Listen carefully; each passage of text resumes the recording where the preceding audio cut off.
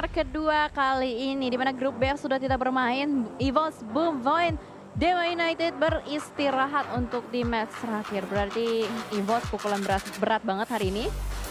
Dimana dari segi poin mereka sangat-sangat tidak maksimal, jadi perlu ada evaluasi besar-besaran juga untuk di 3 hari berikutnya, karena untuk di week pertama ini baru hari kedua, masih ada 3 hari lagi nanti akan dijalankan di Jumat, Sabtu, Minggu. Dan untuk garis pesawat sudah terpantau, ini masih bisa dibilang cukup merata ya, bisa dibilang sangat-sangat nyaman untuk kebanyakan tim, walaupun memang harus ada yang nyambung, kayak Skylights dia harus nyambung lagi. Lalu juga kayak BMW dia harus nyambung, EVOS nggak bermain, Impala kosong, tapi gue nggak tahu apakah ada tim yang mau ngambil Impala atau enggak.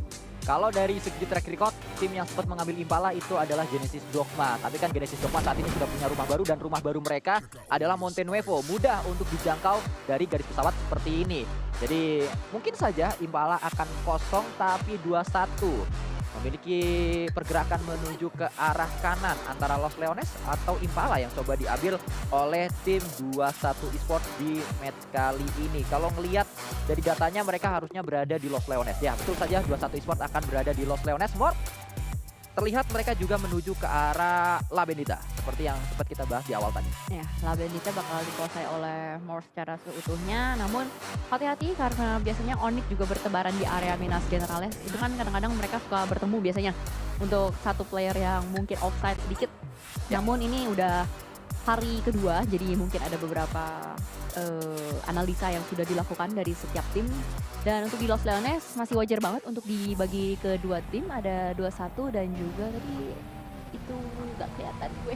21 dan salah satunya adalah HFX. Oh ya, HFX. Yang berada di Los Leones karena terpantau ada Sinon. Nah ini dia pemain-pemain dari HFX yang sedang mengambil kendaraannya masing-masing. Mereka langsung mudik massal menuju ke arah drop zone-nya, tapi wow, Voldemort dengan sebuah AKM yang baru saja di-buff dari segi long damage sehingga headshot tadi langsung knockdown satu pemain dari tim Aura. Tapi belum di secure ya? Belum. Tapi udah nggak kelihatan karena cuma kali 4. Udah ngerender, udah mundur ke belakang juga, dan mungkin dari arahnya pada masa itu bermain dengan siapa aja ya dulu ya? Ada aduh lupa namanya, gue inget mukanya. Cupau tuh yang gue lupa. Cupau, terus Takanome. ada satu lagi. Terus Cupau. Kalau Takanome lagi.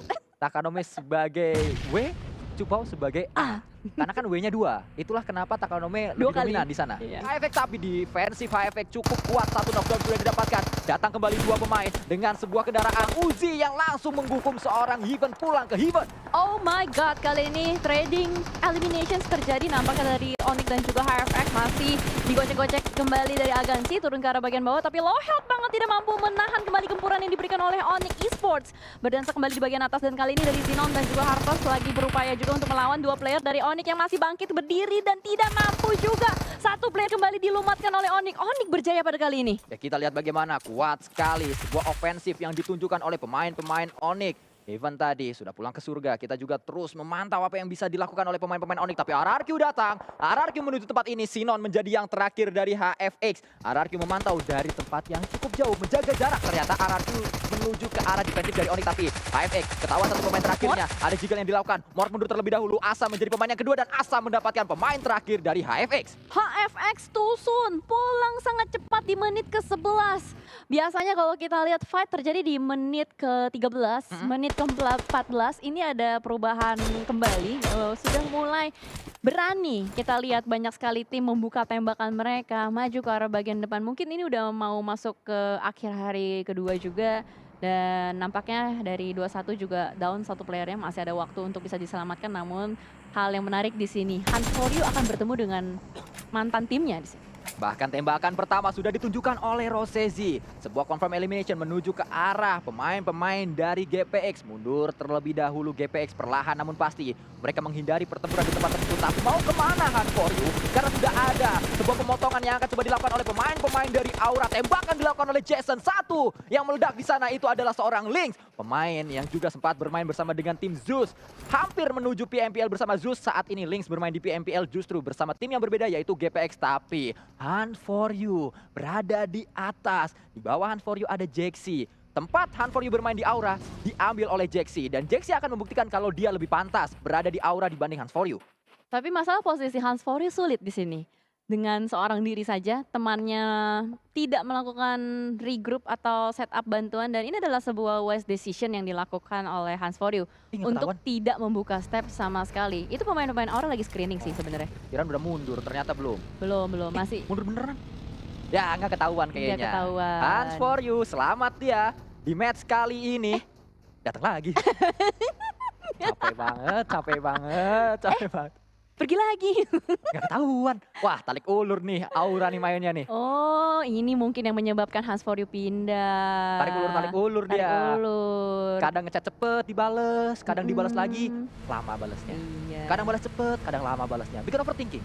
Seperti Hunt4U yang dia menjadi yang terakhir, tapi Audrey justru memilih untuk melakukan revive terlebih dahulu. Datang Banyu sudah tahu di mana lawannya. FPP mode dia lakukan dan tembakan terakhir berhasil untuk memulakan semua pemain-pemain Geek Fam. Jangan cepat puas Banyu, karena tadi kalau gue lihat Onyx sudah mulai melakukan pergerakan menuju ke arah tim 21, tapi kita akan melihat fight lanjutan, derby baru. Aura udah nggak ketemu sama RRQ lagi, melainkan sama Bigetron Red Alliance terus-menerus. Rosazi dan No Mercy juga dikunci, di lockdown abis-abisan, tapi No Mercy berhasil untuk mendapatkan satu, lagi ngepron di bagian bawah, lagi rebahan nggak ngapa-ngapain juga. Dan ternyata dari NFT ikut campur juga antara rumah tangga Aura dan juga Bigetron. NFT ingin menjadi yang ketiga, menjadi pihak ketiga di fight kali ini, mencoba untuk mendapatkan keuntungan terbesar, dan ternyata Bigetron yang tadi coba untuk mendapatkan Aura, justru mereka yang pulang menuju ke arah lobby. Sebuah keputusan yang pastinya membuat Bigetron harus terpukul dengan cukup keras, cukup telak di match kali ini. Wah gila, gue melihat dari NFT berhasil sukses menjadi third party, menjepit pergerakan dari Bigetron Red Alliance. Dan bahkan tadi gue sempat melihat juga drone nge-screening ke arah bagian drone-nya, memastikan tidak ada teman-teman Aura lain yang melakukan backup fire dari arah bagian belakang. Entah apa yang terjadi di bagian sana, karena kamera kali ini sudah mulai menyorot terlebih dahulu menuju ke arah Los Leones. Dan kalau kita lihat satu pemain yang sudah dikirimkan oleh NFT untuk melebarkan area permainan mereka, yaitu Spavel, tadi ketemu sama Alter Ego. Untungnya Spavel masih bisa terus ngacir, dan terlihat bagaimana keputusan yang sedang diambil oleh NFT adalah menghindari pertempuran terlebih dahulu. Mereka nggak mau fight bersama dengan Aura, tapi tembakan demi tembakan ditujukan kepada No Mercy, karena mau nggak mau ini harus terjadi. Mau nggak mau fight tersebut harus pecah di tempat yang tidak terlalu menguntungkan kedua belah pihak, karena Blue Zone menyelimuti tempat ini, Cijel. Blue Zone sudah ikut campur, dan bahkan kita melihat No Mercy kembali terjatuh di bagian belakang, meminta tolong kepada temannya yaitu Rosazi, tapi dari Ramones diutus menjadi backline terakhir dari NFT, mengunci, ditahan habis-habisan. Tim Aura nggak bisa kemana-mana, Rosazi pun menjadi last man standing.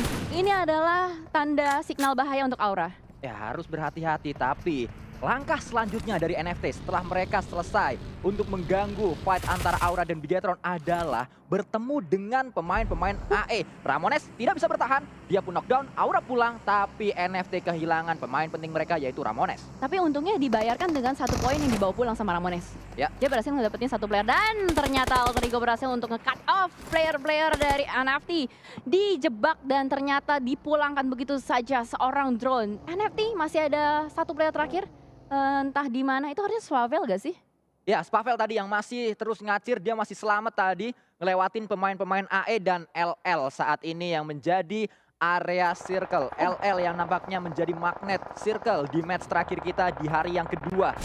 Salah satu tim yang pastinya sedang menyesal mereka tidak bermain adalah Void, karena Void harusnya punya tempat paling enak di LL saat ini karena drop zone mereka yaitu LL, tapi GPBR ketangkep satu pemain mereka oleh Pinky dari Skylights Gaming. Mereka datang dari utara loh, Cijel. Benar-benar tertangkap basah ya. Ternyata rotasi cepat yang dilakukan dari Skylights membuat mereka survive sampai ke Los Leones. Tadi ternyata last man standing dari NFT itu Boychill. Oh, Boychill. Bukan Spavel. Boychill yang tadi langsung menyelinap ke arah tengah-tengah perkotaan dari Los Leones. Terpantau di sini 11 tim tersisa, dan zona lagi-lagi menuju ke arah perkotaan. Udah jarang nih zona menuju ke arah open field. Ini lagi meta-meta menuju ke arah gedung-gedung terus-menerus. Jadi bisa dibilang sejauh ini GPBR memiliki tempat kekuasaan paling nikmat. Lihat aja Ciel, dari bagian paling tinggi tinggal memotong rotasi, di tracking siapapun juga yang lagi melakukan rotasi. Tapi hati-hati Ciel, harus jaga badan, kalau dia ke take down, dia tidak bisa. Terus kita lihat apa yang bisa dilakukan oleh Gremoni, tapi ternyata sambutannya sangat-sangat pedih, sangat sakit, sangat ganas. Pinky membuat satu lagi pemain GPBR tumbang di area permainan mereka. Defensif SG sangat kuat sekali. Wow, sejauh ini masih bertahan dengan 2 player yang dimiliki untuk SG itu sendiri. Dunia Games pun kehilangan, belum kehilangan, hampir kehilangan 1 player Ikiar, tapi dari Flyboy pun di tempat paling tinggi mantul, macan tutul. Mantap betul. Aduh hai, meledak gak? Itu smoke atau sebuah granat, kita belum melihat di tempat tersebut, Granat, tapi tadi cukup membuat kita kaget terheran-heran karena mantul granat dari pemain tim Dunia Games. Kita berpindah menuju point of view yang berbeda. Ini adalah Cleon membuka sebuah scope kali 3, tapi Flyboy tahu di mana AE berada sehingga dibakar terlebih dahulu area-area compound dari pemain Alter Ego Limax. Ada utility selanjutnya menuju ke arah yang sama, menuju jendela yang sama, dan tidak ada siapapun di lantai tersebut. Benar-benar di lockdown habis ya dari Alter Ego sendiri. Belum bisa bergerak secara leluasa karena dijegal perjalanan mereka. Dan dari Dunia Games mendapatkan tempat-tempat yang cukup nyaman. Mereka sudah mencari informasi yang sangat nikmat kepada player-player lawannya. Dan lagi-lagi Nades akan menjadi sebuah game changer. Lempar ke arah bagian depan, connect dari Alan dan juga Daybot. Double Nades dilontarkan kiri dan kanan. Membuat sisi pertahanan, sisi defensif dari Dunia Games jebol. 1 player, 2 player tertake dan rontok satu persatu player dari Dunia Games. Bahkan Super Una juga saat ini justru membalikan keadaan. Dia yang tadi di lock oleh pemain Dunia Games, justru Alter Ego lah yang berhasil mendapatkan knockdown menuju ke arah Flyboy. Flyboy harus turun, harus segera di-revive. Tapi Ikiar juga dalam keadaan yang knockdown. Kali ini tidak prima pemain-pemain dari Dunia Games. Satu persatu tumbang, membuat defensif Dunia Games jebol. Perlahan namun pasti bisa didapatkan oleh lawan-lawan mereka. Masih ada Rancid dan juga Fokker yang bertahan sejauh ini, berhasil juga melakukan revive terhadap kawannya Flyboy.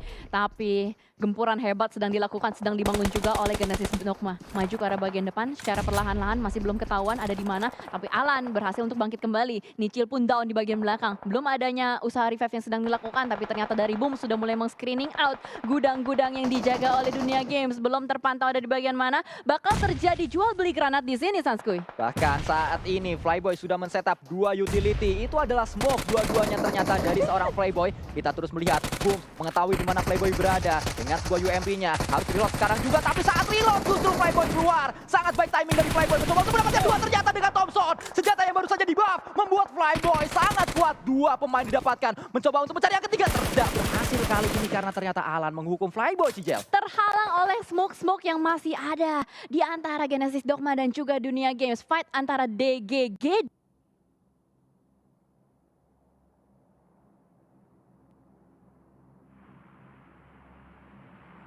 ini sangat-sangat menarik.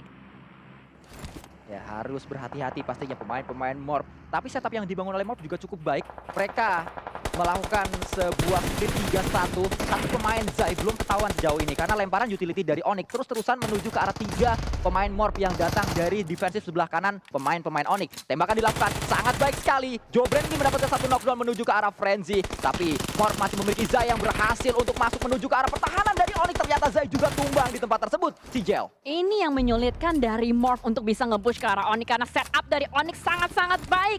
Dikirimkan seorang Jar Jar untuk menjadi anti-flank di bagian kiri. Ini membuat Morph tidak bisa kemana-mana, dijegal habis-habisan dan dipulangkan begitu saja. Puas di posisi ke-10 hanya dengan 3 eliminations. Tadi sempat kita lihat ada Jar Jar yang langsung pindah ke arah bagian belakang, benar-benar menahan pergerakan dari Morph, membuat Morph tidak bisa melakukan backstep terhadap Onyx. Ya itu yang membuat Onyx kuat sejauh ini. Bahkan kembali Onyx menebar ancaman. Semua pemain ingin dilawan, semua pemain ingin dijadikan elim oleh Onyx. Sementara sudah 9 elimination yang dikumpulkan oleh pemain-pemain Onyx. Landa kuning yang durinya sangat tajam di match terakhir kita. Tapi hati-hati Onyx karena masih ada tim-tim lain seperti RRQ yang juga kuat dengan 2 pemain terakhir mereka. Genesis Dogma dipulangkan menuju ke arah lobby. Alter Ego juga tertangkap pemain-pemain mereka. Potato tumbang di sana. Bisa digo knockdown 1, entah masih bisa diselamatkan atau enggak, tapi sejauh ini dari GPBR udah mulai merangsak masuk kembali ke arah bagian dalam. RRQ bermain di bagian outer, perlahan tapi pasti. Namun ternyata Voldemort sudah mulai memasak nades di sini. Akan dilontarkan ke arah bagian depan, Kiel pun demikian bakal dilontarkan. Tapi sayang sekali, nades dari Voldemort mantul ke arah luar. Ya, sangat disayangkan percobaan pertama gagal. Percobaan kedua sedang diupayakan oleh Voldemort. Berhasilkah dia menuju ke arah Ciel? Meledak sudah, tapi lagi-lagi masih gagal. Percobaan kesekian kalinya terus dilakukan. Dan Voldemort masih merasa kalau Ciel ada di atas. Justru Ciel berada di bawah sehingga berapapun utility dilemparkan tidak akan berhasil menuju ke arah Ciel. Masih dipantau di sini Ciel yang sudah repositioning ke arah berbeda. Tarik mundur sedikit tapi masalahnya di bagian belakang dari Ciel sudah ada BNW Nyongs yang nampaknya lagi bergeser tapi tertangkap oleh seorang Kean. Dan ternyata kali ini dari Ciel pun harus menghadapi dua player dari RRQ. Tembak arah bagian depan masih belum ketahuan dari bagian mana itu dia pinggangnya kelihatan ditembakin dari Ciel. Bakal maju kembali mencari ancaman berikutnya tapi ternyata Mort masih mampu membayarkan player berikutnya. 1v1 situation antara Kean dan juga Mort. Apa yang bakal dilakukan Kean? Apakah Kean bakal repositioning atau dia bakal maju tapi ternyata nyawa dari Mort disabet oleh Cleon. Cleon masih ada di sana, Onyx masih menebar ancaman, semua ingin dilawan oleh Onyx, semua ingin dijadikan elimination oleh Onyx dan 10 sudah menjadi pengumpulan elimination sementara waktu. Pemain-pemain Onyx saat ini menggila sebuah comeback yang sangat baik mereka lakukan setelah mereka terpuruk di off-season, di PMPL justru mereka bermain dengan sangat lepas, bermain dengan sangat baik. Wow, ini adalah sebuah progres yang sangat-sangat tinggi yang ditunjukkan oleh Onyx itu sendiri. Perkembangan pesat ditampakkan pada 2 hari liga untuk Onyx. Dan sejauh ini masih survive dengan 3 player yang walaupun tadi sudah dipulangkan Zuensi ya kalau nggak salah gue inget. Dan tempat tertinggi sejauh ini juga masih dikontrol oleh Banyu dan Flykido. Ini adalah 2 player dari 21 yang bisa dibilang dari Empower juga cukup keras dan gak boleh diremehin sih. Ya 2 pemain yang saat ini terus menjadi andalan 21 Esport untuk setidaknya membawa mereka lebih tinggi lagi dari segi placement. Tapi lagi-lagi GPBR tidak semudah itu untuk dipulangkan. Butuh banyak tim untuk bisa memulangkan pemain-pemain GPBR. Karena walaupun tadi satu sudah ditangkap oleh RRQ, tapi masih ada Kean menjadi last man standing dari GPBR. Dan Kean ini adalah IDL dari tim GPBR. Tapi granat dari Flykido mampu membuat Alter Ego saat ini didukser karena revive harus dilakukan. Tapi ternyata balasannya sakit fanatik menuju ke arah Banyu. Saling timpuk-mentimpuk granat kali ini terjadi. Flykido untuk melakukan revive terhadap seorang Banyu ini butuh waktu karena dia butuh naik ke lantai paling atas juga.